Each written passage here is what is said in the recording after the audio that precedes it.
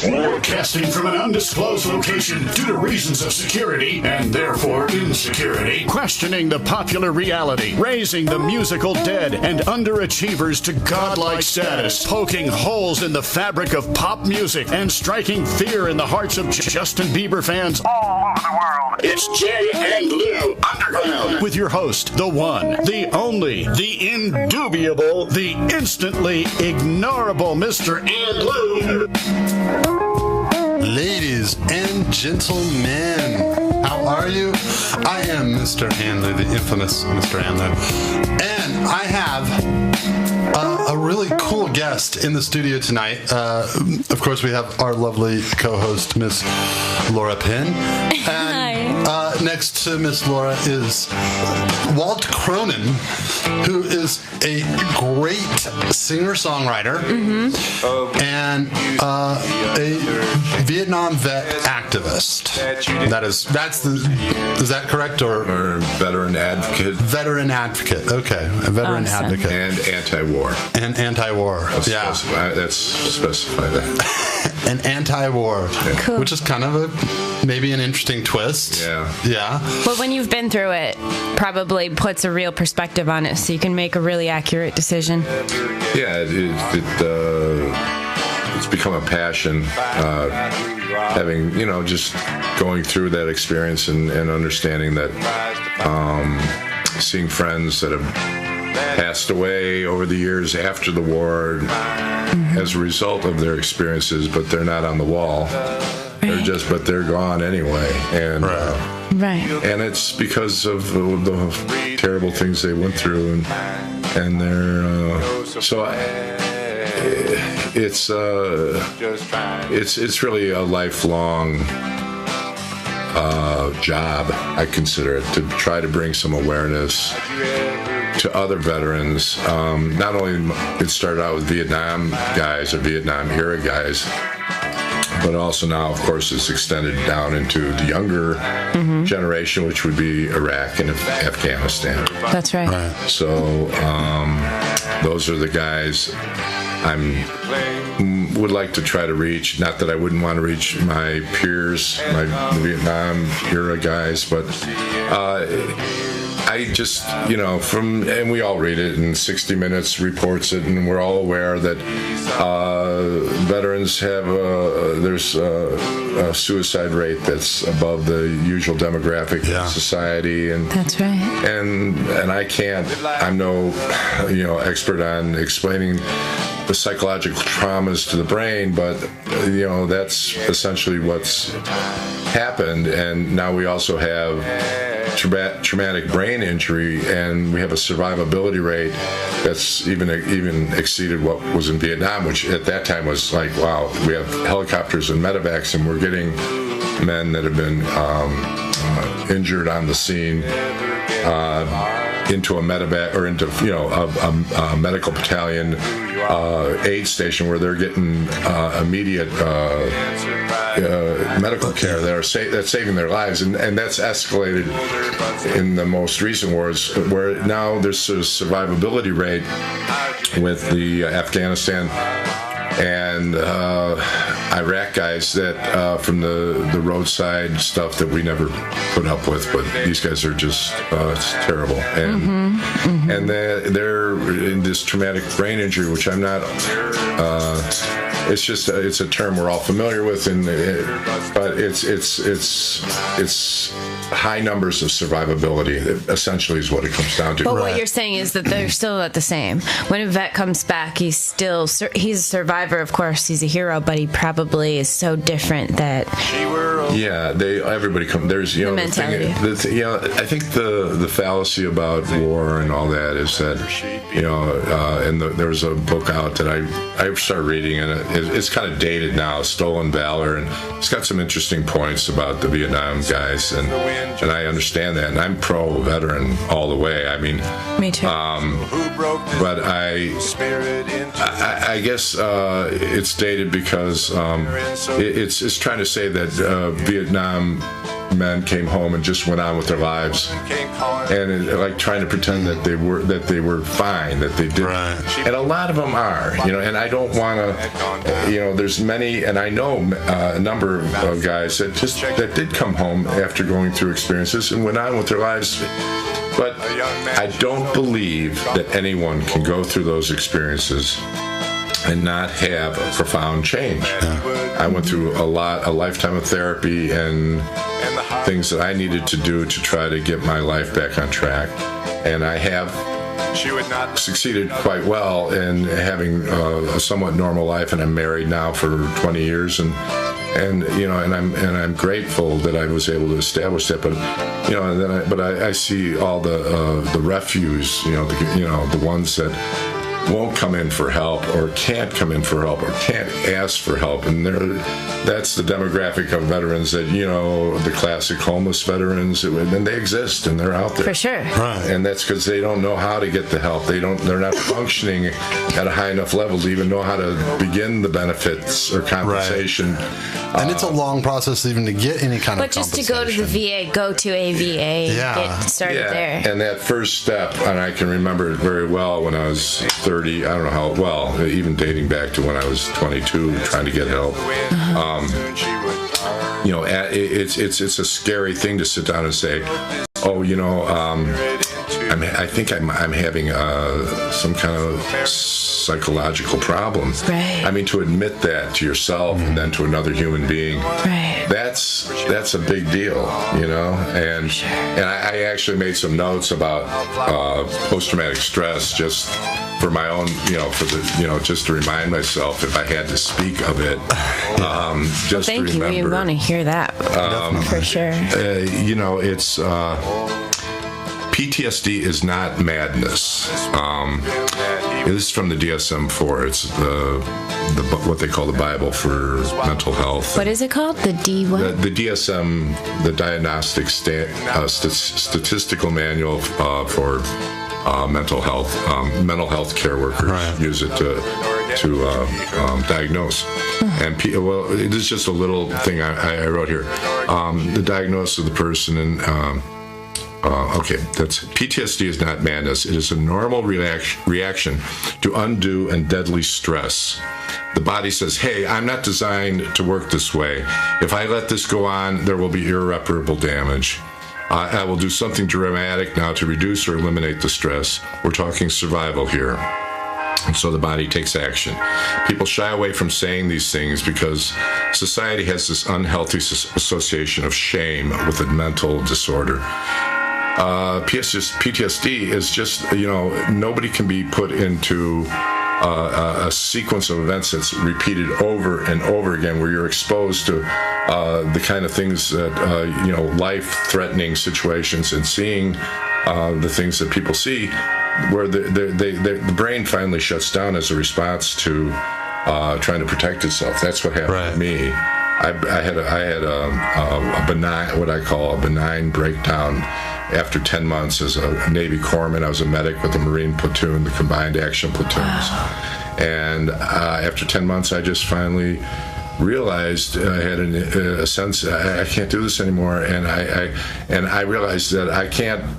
I can't help these guys I'm with, who I desperately wanted to be there with them, but I felt like I can't help them anymore because I'd be a danger to them because I'm not functioning. Yeah, you're not functioning correctly. Yeah. So I went. I can remember I just went back into 1st Medical Battalion and finally I was just I had all sorts of other physical problems, but the strength that it takes just to think that you could help other people is so amazing, because a lot of people in your situation need help, and they know they need help, that they're not even at the position to help someone else, or think, I would like to help someone else in this.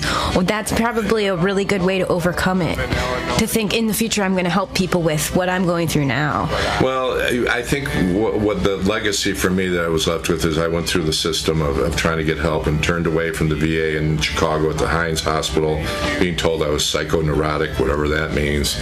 And I said, I had this disgust with the system at the time. I said, I was really angry. I had a lot of problems with anger, but isn't that a symptom of exaggerated response levels to normal things? People shouldn't be reacting that well, and way. let's talk about the reactions for post-traumatic stress, because I know that my brother was in the Gulf War, and my grandfather was in the Second World War, and the stories that they choose to tell are very lighthearted. Right. And the amount that they talk about it is very little. My brother almost never talks about his time spent in the Gulf. He'll talk about his time in Germany when there was no war. He'll talk about the other places and the other things that he did while he was stationed in Germany and got to go. But he won't talk about the war.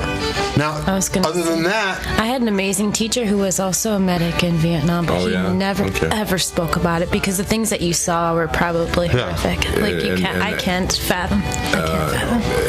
Guys will, PTSD groups will start to try to break down those barriers, and I'm not going to talk about it either. Nobody who's really been through that is not going to really talk about it. It's amazing unless they're in a therapeutic situation. Sure, when you're in a safe environment with each other. Exactly. And then do you talk it out, or do you feel like it's more an environment where you would play music or get it out a different way together? I had a good friend of mine that I was in Vietnam with, and I remember him telling me, he said, you know what, there wasn't group therapy or anything available for him in 1973. He said, but he went with a bunch of guys. They didn't necessarily serve together, but they were all Vietnam vets, and they used to get together and basically, you can say, okay, well, maybe this wasn't exactly a therapeutic situation. They were drinking and they're probably smoking some pot, but they're talking it out with each other. And that, that's like, I remember somebody telling me, seeing a shrink or somebody, you can get as much benefit from talking to your best friend about your problems than you can from talking to a shrink. Yeah, sure. It's like anybody who's got empathy and can and just be there for you, or has been through the same situation. Yeah, exactly. And so these guys, they formed their own little group therapy. They didn't even know what they weren't calling it that, but that's what they were doing. Yeah, and then we do that naturally as human beings. We seek out that therapy and that comfort. Yeah, we seek our own. Yeah, we seek our own to try to work through stuff, and that's my buddy Jim did that, and everybody finds their own path, and everybody has, and then there's others that don't know how to get started, and they need our help. The ones that have gotten the help, they're in a position to they should give the help. That's right. I feel like I got a lot of help, and I feel like I'm in a position now where I want to give something back and try to, and the only way I found that I could do that, I was looking at being a social worker, and I went back and got my degree for whatever it was worth, and I don't think it was worth much, but in human behavior, I don't think I'd do a damn thing with it. But I wanted to work at a vet center, and I never really made that work, but I did finally hook up with this guy, Xander Schloss, who was a friend of mine who I met. He's an actor musician on this movie Repo Man back in 1994. And me and Xander were buddies, and he's a heck of a musician, and he was in a bunch of bands with the Alex Cox film and his soundtrack for Sid and Nancy and all. There's a whole history there. But anyway, Xander and I got together and started on the Gousters in 1999 and worked on that for 4 years, and then I got the validation I needed to, like, hey man, wow, maybe I can write some songs, because it got on the folk charts on Roots Music Report, and I thought that made me feel really good that I had something maybe to offer. And then the idea of writing songs for not all of my catalog of the music I've written has to do with veterans. It's all country and folk and Americana, but a number of the songs are written from my experiences having been a life disrupted having been to Vietnam. So I wrote from that experience. Right. Well, let's go ahead and check out a song from the Gousters. This is, if you don't mind me, I'm just choosing one at random. Sure. Everything's Gonna Be All Right. That sounded like it would have a good message. Yeah, it's a nice positive message. Let's do that one, and then we'll be right back, and maybe we'll have we're gonna have Walt play for us in a little while. So stick around, don't go anywhere, and there's lots more to come.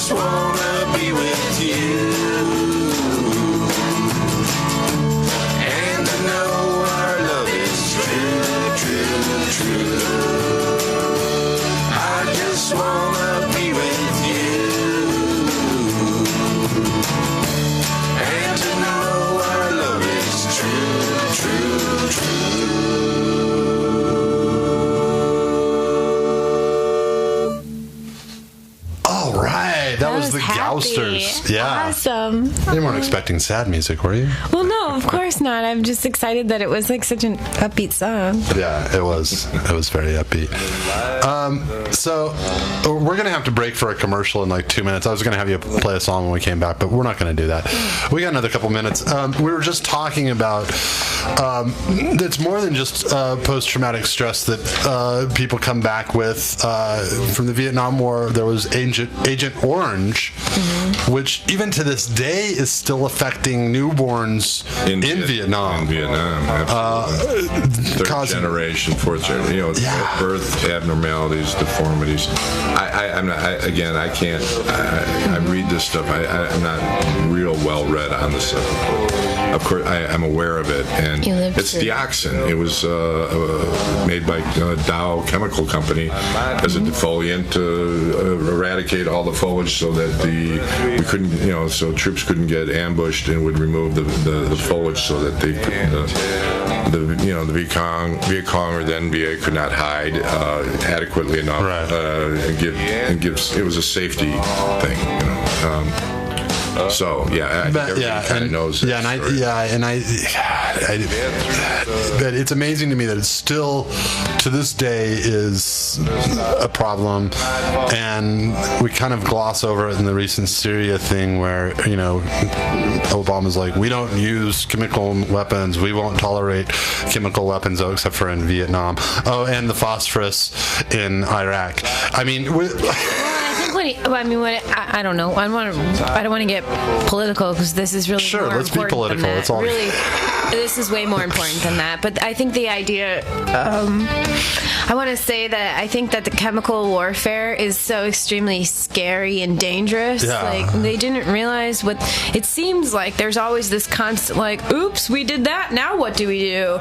Instead of a pre-thought or any sort of, forward thinking. Know. I disagree. I think they have plenty of experts, and they know, they tally the cost, and they go, it's worth it to us because we won our way, and they don't really figure that's possible. Human life is not as valuable it could be about money or insurance. Yeah, exactly. Human life is not as valuable as you think. There has to be some kind of mistakes made, though, where they don't mean to do it. They don't really. I don't know. Or they could, They know what they're doing. What do you think, Walt? Do you think they know what they're doing, or do you think that they do this accidentally? The government? Yeah. Do you think Agent Orange was an accident? Obviously the consequences of the use of it has been horrible. We all know that. Now, whether Dow Chemical was aware of whether the exposure of that to human beings was going to be a side effect, I can't help but think that the scientists at a company of that size wouldn't be aware of exposure problems based on use in our own crops in our own country. For farmers,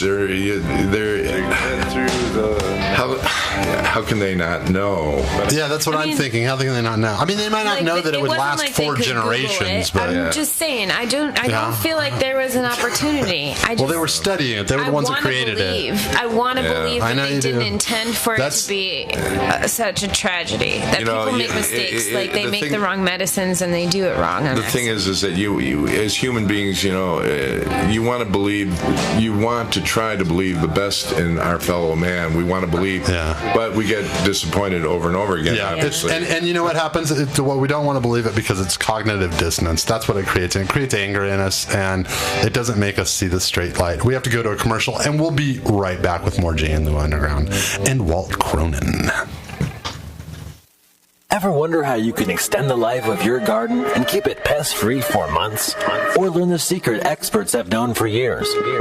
From novice to expert, the Grow Light can handle all of your garden supply needs and carry only the best brands to help you grow your garden you've always dreamed of. Visit us at thegrowlight.com today. Yeah, thegrowlight.com. Gardening supplies and accessories. Feeling lonely, depressed, or suicidal? Then why not rescue a kitten? Kitten Rescue is the largest animal rescue on the West Coast. They specialize in special needs or shelter-rescued animals who need a loving home and a friend.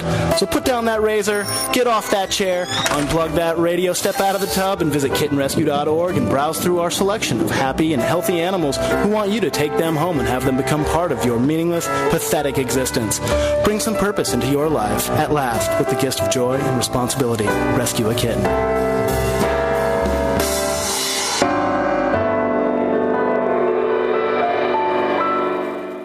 Katori Magazine has been reborn. New articles, new features for those who demand to stay on top with what you care about. Music, art, politics. KatoriMagazine.com. A different kind of magazine for a different kind of generation. Katori Magazine.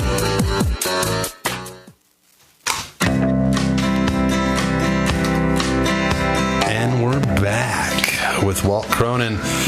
Hear that train, and let's hear that train. Let's listen to this tune real quick.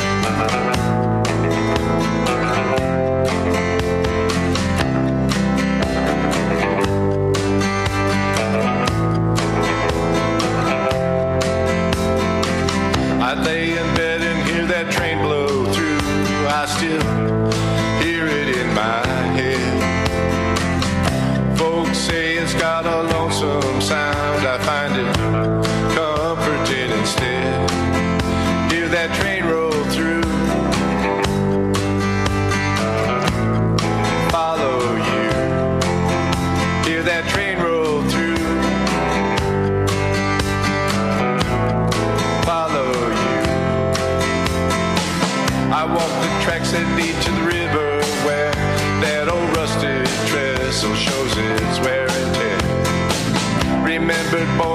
might shed some beers and find I miss those friends of mine. Hear that train roll through,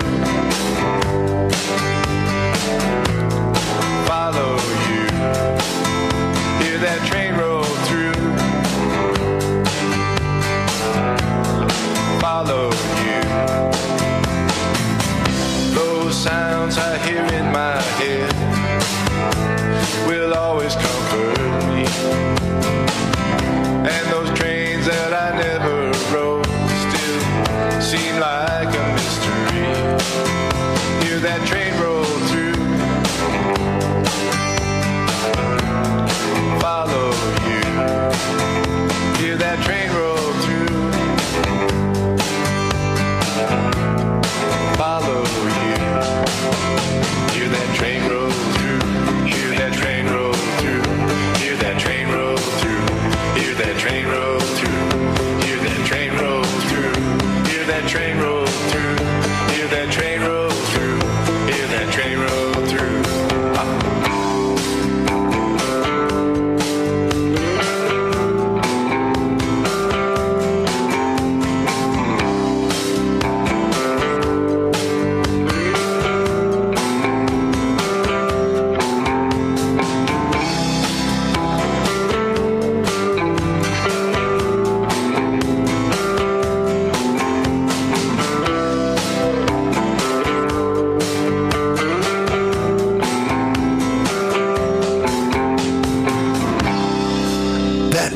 Hear That Train off Walt Cronin's Gone So Long album.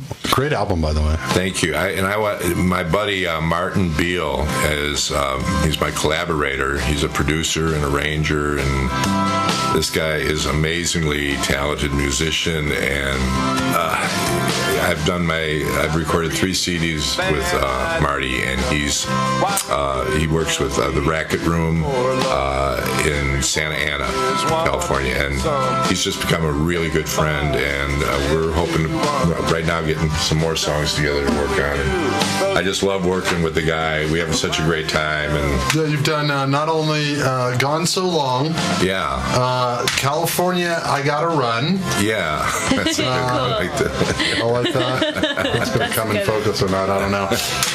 And then, then the other 2 albums I have here are the Gauss. Yeah, that was after Walt Cronin, the Gousters. Is that a single album? That came after the original one I did with Xander Schloss, that I was kind of trying to do it on my own.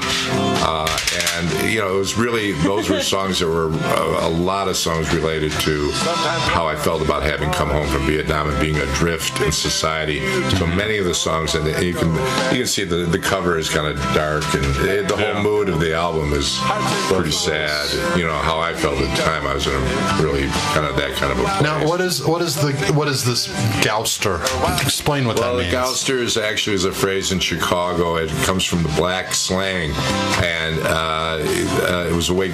There was 2 factions on the south and west side, and there were the Ivy Leaguers and the Gousters, and these were kids who were in high school, black kids who the way they dressed, and the Ivy Leaguers were kind of snappy, and this is in the 60s, and the Gousters, I'm not sure how they dressed, but it was unconventional, and it was a term that I grew up in a suburb of Chicago, but we picked up on slang. We may not have even known where that slang came from, or that it originated with black culture, but we picked up on we're calling, you look like a Gouster, What suburb are you from? I'm from a suburb of Chicago, too. You are?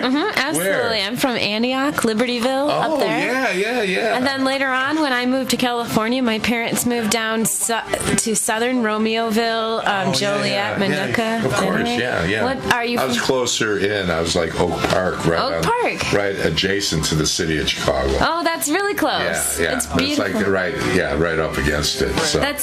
There's a lot to do in Chicago. I miss it so much. I'd like to be there right now because it's it's cold right now. It's also fall, and that's what I miss here. Yep, it's true. It's true. There's so much to do in the summer in Chicago. There's nothing like it's it's got a warm spot in my heart for all Sure, but I've that's lived where your here. I music realize skills I've come lived from, here longer than I lived growing up in Chicago. That's what's weird. Oh, that's here in California. Chicago has such a rich history of music. For music, Hey, that's where it comes from.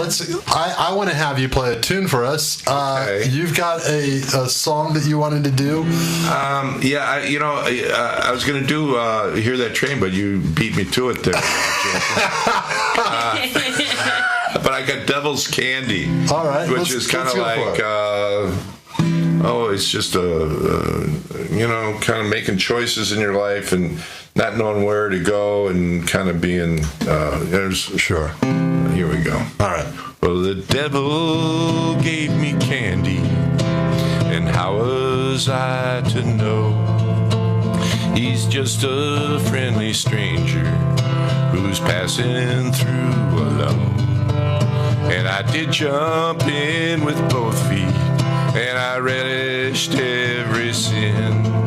But the only one I'm hurting told me from that voice within, said you're burning out your candle, and the middle will disappear. You ought to start reflecting about the time you wasted here. Oh, I've been awaiting to be free, free of wasting all this time on me. Oh, I've been waiting to be free, free of wasting all this time on me. Oh, never thought I'd reach 30, never planned to live this long. But since I've been around some, I don't regret it none. And some we led a foolish life while others knew what to do. I seen my cookies crumbling, tried to follow my heart true. And in the end we'll sit around, maybe raise a glass or two, and tell each other lies about things we did not do. Oh, I've been waiting to be free, free of wasting all this time on me. Oh, I've been waiting to be free, free of wasting all this time on me. Oh, I've been waiting to be free, free of wasting all this time on me, free of wasting all this time on me. Yeah, all right. Wonderful. Wow. Awesome. Yeah, very, very good. That's I can connect with that song. I love it. Everyone, that's the beauty of music. Everyone can connect. You can Everyone appreciate can it understand for sure. that. Yeah. That's why it's a folk tune. Yeah, that's what makes it a folk tune. Everybody can relate to it. Well, the wonder and the beauty, of course, of folk songs is storytelling. And that I just love that aspect of not only just writing a song, but coming up with a story that kind of just draws you in and pulls you along. And you go, and it just, and whether you can relate or you can appreciate whatever, it doesn't matter. But it's a story, and who doesn't love that storytelling aspect of folk? That to me is a treasure and a passion. Right. And that's why millions of people do it. Yeah. Oh yeah. I want an encore. Can you play another song? Yeah. Hey, play us another song. Do you have another one you want to play, or I still your? Wow. your favorites. Well, let's see. Play him again. I don't care. He's got so many songs. He can play another one. I know, and he's got his whole soundbook there. I got just a matter of picking which one he wants to do. That's all it is. I like this. This is a good story. We're talking about story songs, and I got my grandmother's brother. He was so this guy might have been born in 1880 or 1875, but he became. I'm very proud of this guy. Leo, I think his name was Leo Fox, and he's out of Chicago. But he went over and joined the Red Cross during World War I, and he even before our country was involved, and was providing medical care for. The English troops or something. He was an American doctor working for the English troops, and then he went to Silverton, Colorado, and he was the town doc there. And there was a problem in the mines where some people had to be pulled out, and there's probably some casualties because and so he was the mayor and the doc of the town back in the early 1900s. And I've heard stories about him through the family. I thought, wow, what a cool guy. And my grandmother's brother, and I used to, when she was alive, I used to ask her about him. And anyway, I just got inspired a song. I call it "A Boy of Purest Wonder," and I kind of combined my own feeling of like wanting when I was a young kid to get out and join the Navy or see the world, and this passion for like living, and like I want to go live life and experience life. And there's another story where my own grandfather jumped on a freight train out of Chicago when he was 14 years old and flew out of town to go out. So did my grandfather. My grandfather jumped on a train and went to work in California. Yeah. He came home with his tail between his legs because he had lice and everything. That's He got as far as Nebraska because he had this romantic notion he's going to go out there, and it was the time of the buffalo hunters and stuff still going on. Wow. So he thought he's going to have this romantic adventure. He came home miserable. Yep. And the family story is that his mother said, told my grandfather, my great grandfather, Jeremiah, you got to take him out to the woodshed and give that boy. Well, the family story, he took my grandfather to the woodshed and pretended like he gave him a few whacks. That's the story. It's probably all bullshit. That's how it got passed down, And I knew my grandfather. I used to go over to his house, and I think I got my connection to poetry and love of reading. He used to show me westerns, paperback westerns, Louis L'Amour and Zane Grey, all the early ones. And he kind of instilled that love of poetry and books in me when I was like 8 years old, and my grandfather, Papa, his name was Papa. So those stories about him jumping on a train. Anyway, I wrote this song. It's called "A Boy of Purest Wonder." All right, let's hear it. About as long intro as anybody who's going to get to a song. I love stories behind the songs, though. That's fun. All right, go for it. He was taken by surprise. What's the reason why? Didn't know that he'd done wrong. So he left his hearth and home, and he made his mama cry, taking off for points unknown.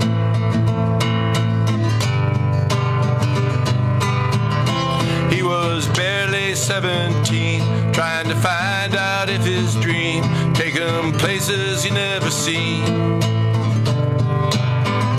Sometime hungry, sometimes sad, he just knew that he had a dream unfulfilled and calling.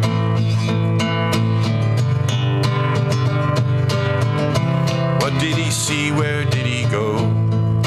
No one seems to know. Thought it was Colorado.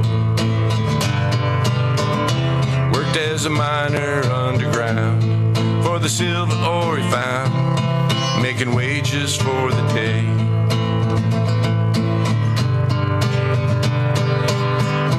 Drilling holes in solid rock, fear of fires and a shock, laid their lives out on the line. Fear of mines filled with gas, each day might be their last. They be breathing dust and say,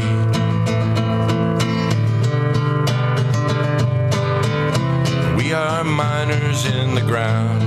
Up above you won't hear a sound till the walls come crashing down. We are miners in the ground.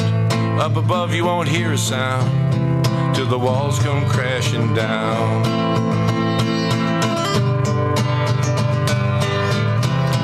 Years later it was said, in a cave and he was dead, trying to strike that silver ore. Years later it was said, in a cave and he was dead, trying to strike that silver ore.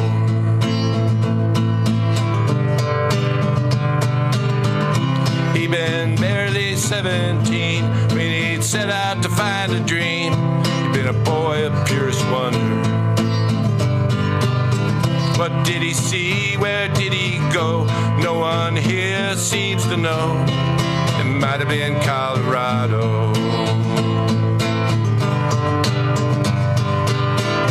He'd been barely 17 when he'd set out to find a dream. He'd been a boy of purest wonder. What did he see? Where did he go? No one here seems to know. It might have been Colorado. Yeah. Very nice. Very nice. All right, we got to go to a commercial, and we will be right back. It's time to hire a professional. From SEO, content marketing, design, video production, advertising, social media, and web design and development. We're your complete digital branding source. It's time to increase your visibility. Give us a call at 310-210-0339 or visit our website at littlemonkeymarketing.com. Little Monkey Marketing, because even though you're little, doesn't mean you can't make a lot of noise. Moment to Moment, the MTM Group is a full-service marketing and media agency that specializes in fostering emotional connections between client offerings and consumer passions. We produce memorable campaigns and experiences that meet client objectives through the thoughtful use of new technologies and core strengths we've evolved over the past 15 years. We lead with a proactive approach. Listen and deliver. For more information, visit themtmgroup.com or call 310-291-8066. Carl Mahoney was born in the wrong era. He should have lived in the 50s alongside Humphrey Bogart and Marilyn Monroe, when bona fide stars were elusive, where presidents were worshipped and smoking was still cool. With his camera lens, he is able to capture that old Hollywood charm while smothering it with edge and sex appeal. His photographs tell a story of mystery and misconduct. What's up, bitches? He is the most interesting man in the world. His style and versatility makes him a brilliant headshot photographer for actors as well as live music performances. He looks for the essence of the artist and then helps create the atmosphere for them to comfortably live. Mahoney shifts effortlessly from studio to location, to the stage for the live band performances, or to the actor's home for headshots with the utmost ease and professionalism, producing images worthy of promoting you, your film, or your band. For questions or to schedule your next photo shoot, visit StudioMahoney.com.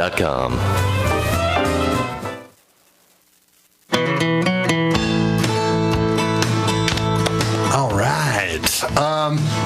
Now, you are going to be performing live in Joshua Tree. Yeah. At the Art of War? Yeah, it's a performance at the Joshua Tree Listening Lounge. Ted Quinn, he's the creative director of Radio Free, Joshua Tree Radio Free, Radio. Probably. I'm getting tired, man. That's okay. I'm yakking. We're a late night show. Anyway, but Ted is a very cool guy, and I met him doing an open mic out there at the Joshua Tree Saloon a month ago, and getting to know these folks. And it's a community bringing veterans and artists and photographers and painters. They're all together, try to bring a sense of healing through Milltree is the parent organization, and Soldier's Heart. That's a weekend seminar, and then I got invited through my friend Marcia Straubing, and I'm working with Hillary Sloan, the photojournalist, and she's a very cool lady, and she's doing photographs to accompany my music, and I'm going to perform No Shame in Crying with Ted, which is very cool because Ted is he runs all the music out in Joshua Tree, right? And that's the home of Graham Parsons. And I'm trying to get a room. He was even going to set me up in the room that Graham Parsons stayed in. Wow. Cool. At the Joshua Tree Inn, but we have a dog and they didn't allow it. I got a little dog like you guys. They said no dogs. That's all right. I hate places that don't like dogs. Yeah. But Graham Parsons kind of like the alt country. He's an inspiration, of course, to all of us. Whoever, he's I love that term, standing on the giants, shoulders of giants. And all these people. Not that I, compare myself in any shape, manner, or form, but all the guys that came, Woody Guthrie and Pete Seeger and going. I just was reading this book, The History of Recorded Music, John Lomax. I didn't get through the whole thing, but wow, just this guy. I won't even try to go into that. But if you want to read something about the history of folk music and music in general in the U.S., he used to go into prisons, lead belly, and record these guys, back on these aluminum discs back in the 20s to get, and that's all I'm going to say about that. Yeah, what a great. No, there was I can't remember who it was. Somebody went back. Oh gosh, I wish I could remember who it was. It's some famous musician, and he recorded all of the folk songs in like the Appalachians and in these backwoods areas that you couldn't. That was John Lomax. And okay, his father, it was Alan, who preceded him, and John kind of assumed his mantle of going out, and the history of what they did is just unbelievable. I still got to get the book from the library again and try to start getting through it because it's so much information about recording blues and folk and old country and all these songs that came from the black slavery back, all that. I mean, it's just and the Appalachian songs and that all. There's people that can speak of this far more knowledgeably than me, but the roots going back to Scotland and Ireland and England and the immigrants that came here with their music that transpired into folk songs here. It's such a wonderful history. Such a rich, and if you really, and I love the stories behind folk songs because their meanings often change. The other day, I was watching something with my wife. My wife is Romanian, by the way. Oh, okay. So I was watching something with my wife, and in one of these shows, we watch Green Acres all the time. And every time that he gives a speech, that Oliver gives a speech, then Yankee Doodle comes on, as like this patriotic thing, and every time, farmers were the backbone of this nation, and da-da-da, and it starts playing Yankee Doodle Dandy. Yeah. And my wife goes, "Oh, it's that song again." Yeah. And I go, "Do you know what song that is?" And she goes, "No, what song is that?" And I go, "That's Yankee Doodle Dandy." And then she's like, "Well, what does it mean? What are the lyrics?" Because, it doesn't play the lyrics. Right. And so I looked up the lyrics, and I found a Wikipedia page, and I started reading to her about the story. Right. And I didn't know the story. I was like, "Oh, yeah, this is an American song that's, but it's not. It is a British song making fun of Americans." Oh, yeah? Okay. And they used it to taunt us in war, in the Revolution. And then we turned it around and used it. We changed the lyrics slightly and then used it to taunt them. Oh, really? Yeah, and then when we started winning, we adopted it for ourselves. Threw it back in their face. Yeah. So take that. So take that, England. Yeah. That's the best way to do it. It's like being called a ginger, anything. Like, you just have to take it on, and That's then right. You got to put up with that. Everyone has to put up with something. Everyone has something. I get 4 eyes all the time. There you go. And you go, "Yep, 4 eyes. Haha, 4 eyes are better than 2. How did we ever survive childhood? I don't know. Who knows? I know. It's kind of amazing that we did. So we're just brutal to each other. Kids are brutal. It happens as adults Kids are too. brutal. It's just different, but it's the same. No, it happens with adults because some adults haven't grown up. Yeah. Well, we're just more subtle about it now. Exactly. It's just all. more. Yeah. We do it legally. I'm not going to be mean to you illegally now. Now it's going to be all above board, and I'm going to do it legally. I'm going to screw you legally. So tell us what you know about the Art of War in Joshua Tree. What's the date on it? Yeah, October 25th. It's going to be at the Joshua Tree Listening Lounge, which is connected with Ted Quinn of Joshua Tree Radio. I'm dyslexic. It's Radio Free Joshua. Radio Free Joshua Tree. Yeah, Radio that Free sounds Joshua right. Joshua Tree Radio Free Joshua.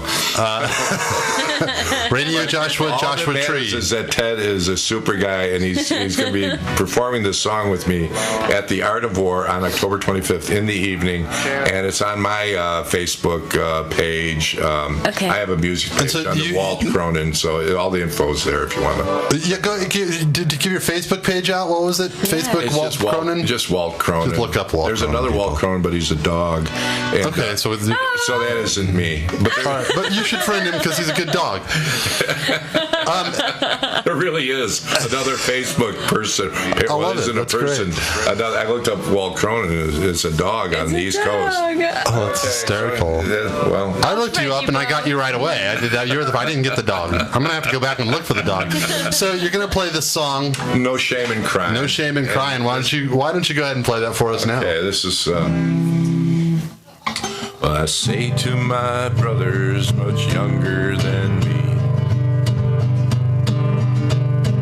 there's no shame in asking for the help that you need.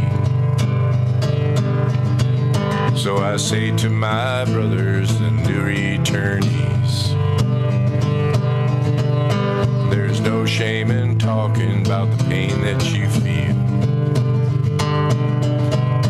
Find trust in someone that you can rely. They ain't been where you've been, but you still gotta try. And get past that hurdle is a pretty big deal. Being anxious and sad, you don't wanna reveal. You break down and cry, and it cleanses the soul of the things that you did see, and the war took its toll. I say to my brothers, the new returnees, there's no shame in crying about the pain that you feel. I say to my brothers much younger than me, there's no shame in asking for the help that you need. I say to my brothers, the new returnees, there's no shame in talking about the pain that you feel. Find trust in someone that you can rely. They ain't been where you've been, but you still gotta try. Get past that hurdle is a pretty big deal. Being anxious and sad, you don't wanna reveal. You break down and cry, and it cleanses the soul of the things that you did see, and the war took its toll. So I say to my brothers, the new returnees, there's no shame in crying about the pain that you feel. So I say to my brothers, the new returnees, there's no shame in crying about the pain that you feel. Yeah. That's a positive. That's a powerful and positive song right there. Yeah, that's really powerful. I'm glad you're doing that. Yeah. And you had mentioned to me that actually post-traumatic stress kept you from performing live for a long time. You did. Yeah. You just recently started playing open mics? I just started a few months ago as a result of this invitation to do this song for the veterans out at Art of War. And previous to that, I guess I could say it's kind of, storytelling again. Right. I had my thyroid taken out a year ago this month. And, it was cancer, and I was freaked out, and I, of course, and and my wife was there when I came up from under the anesthesia, and I was talking to her. I said, before I had the operation, I said, you think about your mortality for sure. It's like, okay, all right, here it is. You're faced with your own mortality. And I thought, what's my regret? And I thought, geez, I've been working on all these songs and CDs, and I never got out and sang it in front of somebody. And I thought, I made a promise to the universe. I'm not religious, but I made a promise to the universe. I said, if I get through this thing and I recover, I'm going to go out and I'm going to perform my music in public. I don't care how scared shitless I am. And I'm going to overcome it. Well, thank you. And I've been doing that, and it's getting easier. So how big of an audience are you expecting there? Oh, I don't know. It's going to be a huge amphitheater, Coliseum. No, it's going to be a lounge. It's kind of, when he said a lounge, I go, well, how big can a lounge be? Yeah, maybe a couple hundred people at the most. Maybe, I don't know. Yeah. I don't know, but you know what? Well, then you don't have to worry about it, because just now you performed in front of 3.5 million people. So, just play this for them. Hey everyone, it's Joshua Tree. Anytime. Thanks for giving me that number at the end. No, that's hey, don't worry about it. And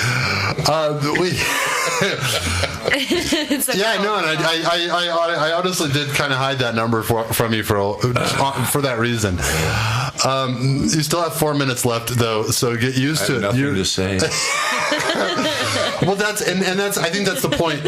No matter what, you have to perform for what you feel comfortable with, and don't worry about how many people are really there. Motivation for me is getting getting that message across for guys to come to get help, and the whole thing about not being ashamed of the symptoms of everything in the song, and just coming in and getting help, and the benefits, or whatever you want to call them, compensation, disability, they're backlogged, especially with the government shutdown. Everything's backlogged big time, but they're doing as good a job, as credible of a job as they can to try to bring it up to speed. And I want to believe the best, that we're doing the best we can to take care of these guys and women. And I don't want to be one of those guys that doesn't. Women have gone to war. They're at war with us now. Right, women too. Yeah, we shouldn't just say men. That's for sure. So I don't want to be one of those old school guys that thinks that only men are involved. Right. But we all know. We all understand. We say the men of war, but we mean men and women out there too. They're out there doing their part too. It's sons and daughters, no longer just your sons that are. We're tying the yellow ribbon around the tree for us. So. There's a whole other issue with women in the military that we've all read up, and there's problems, and last week we were talking about rape in the military. So we know that there are a lot of issues with the military. So they're contributing their lives and everything else, putting that on the line, just like the men are. So. Yeah, and I tell you, and it makes me sad that it really is. It seems to me like the government really doesn't care about them after they've used them. Yeah, that's the feeling. Go ahead. Do you mind if I ask for? I know we don't have much time. No, left. Go ahead. We have time for you to ask a question. What can we do to show support without overly, expressing that we want to say thank you? What is it important for people who haven't been through it, who haven't been to war, who haven't been back from war? How can they support the vets? How can we express our support to veterans? That's a really good question. Other than making a donation to disabled American veterans or something. Donate it's your hard. cars. It's hard for me. Ridiculous. I feel like it's hard for me to know what to do, to be honest. Right. I'm doing music to try to do my part, but I don't. Other than volunteering. You know what? You know what I love seeing over at the VA hospitals, like on Valentine's Day or Halloween or something. These kids come streaming into the hospital with little gifts for Valentines and hearts. I've been in just like standing there with tears coming out of my eyes when some little kid comes up and holds up a Valentine to me, and I go, "Oh my God, you're killing me, man!" Yeah. This is like, it's so touching, and that, I don't know. You're asking a real adult question, but that's... Well, no, I mean, I guess that's a hard question. Those kids come in that hospital and they just... Have your children go and give a piece of... No, but I think it is just about lightening... Kids to the VA. That's but it is about bringing some sunshine to the day of a vet who's gone through a lot for our country. We have to go. You all have a great one. Take care, and thank you, Walt Cronin. Thank you. Thank you very much. Thanks for joining us on the Jaandlu Underground. We'll see you next week for more original music from the hidden underbelly of society. Stay tuned for the Laura Penn and Happy Fun Time Hour coming up next on Excite Radio.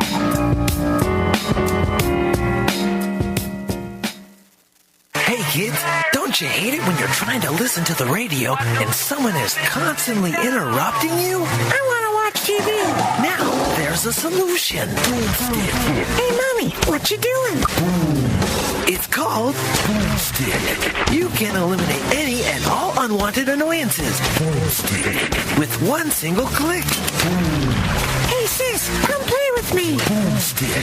Try the Boom Stick. Boom Stick. Problem solved. Boom Stick. Says, leave me in peace. Boom Stick.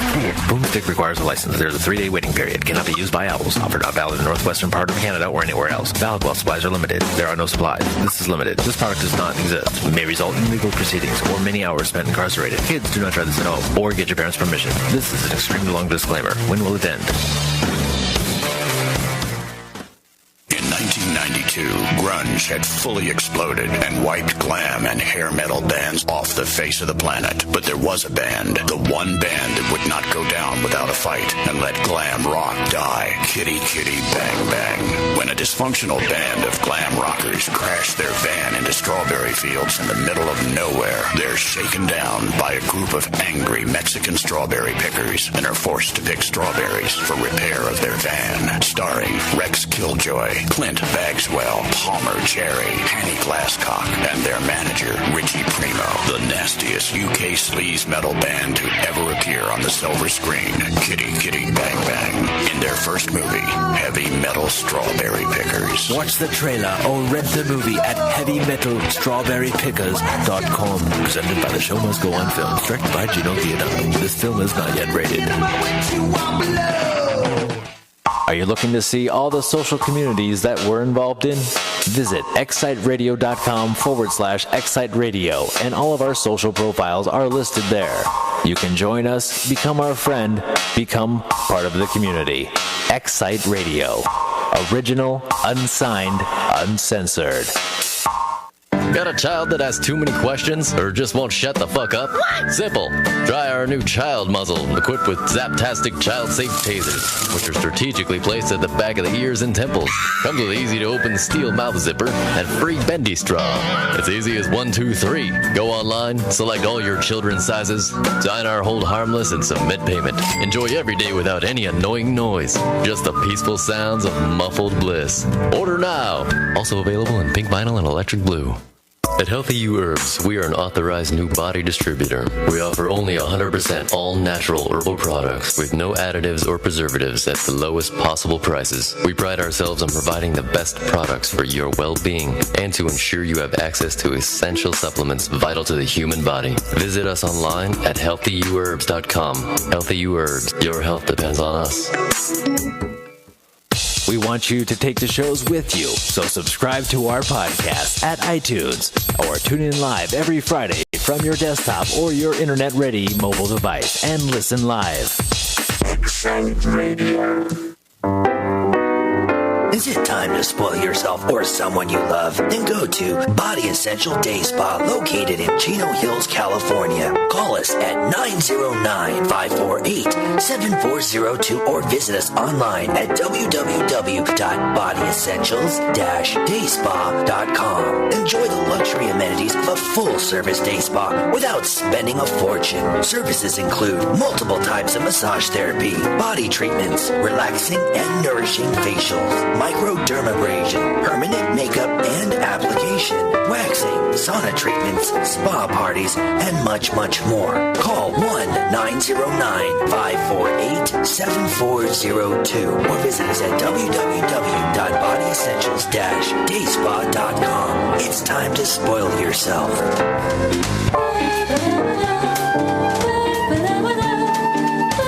Alright, ladies and gentlemen, it's finally here.